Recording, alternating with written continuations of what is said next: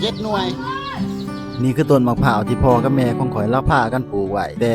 20-30 ปีก่อนๆพุ่นล่ะตอนนี้เราได้กินหมากมันแล้วและแน่นอนลูกหลานก็ได้กินน้ำคือกันตอนเช้าของมื้อนี้ฝนบ่ตกก็เลยหาคนมาขึ้นมะพร้าวลงมากินต้นตัวนี้ตัดลง3แสงเลยปกติตาไว้มันหาวเลยก็ต้องปล่อยลงมาขายเนาะแต่ว่ามื้อนี้อยากกินน้ำมะพร้าวก็เลยว่าเอามะพร้าวอ่อนลงมาพากินน้ำมันที่ได้กินน้ำมะพร้าวหวานๆในมื้อนี้นี่แม่นล้วนมาจากผลงานของพ่อกับแม่ตั้งแต่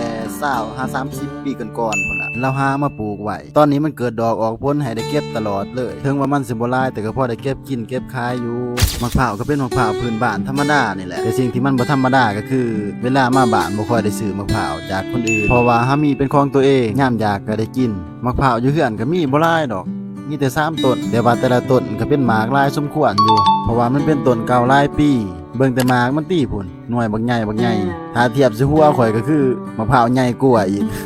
บ่แม่นสิใหญ่แต่เปลือกกระโปะทั้งในก็ใหญ่คือกันแต่ละหน่วยหันน้ำเต็มเลยตัวที่เฮาผ่านี่แม่นมะพร้าวอ่อนที่ว่ามันหลุดมือลงมาตกลงมาแล้วแตกพอดีน้ำมันออกเมื่อเฮาก็เลยสิผ่าเอาแต่สีมันก็พอดีอ่อนๆพอดีสำเป็นวุ้นเลยแต่ก็งงกับตัวเองผ่าก็มีก็ยังบ่ใส่เอามือจีกเอาเบิ่งกะมันจนเส้นเลือดฟู่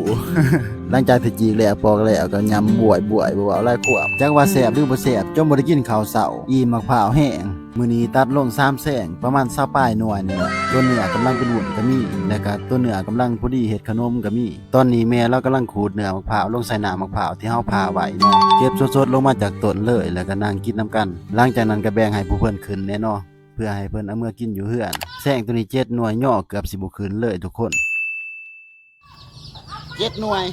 นั่งกินมะพร้าวบ่ทันแล้วซ้ำแม่ค้าเพิ่นก็มาเมาเอาไปละ12 หน่วย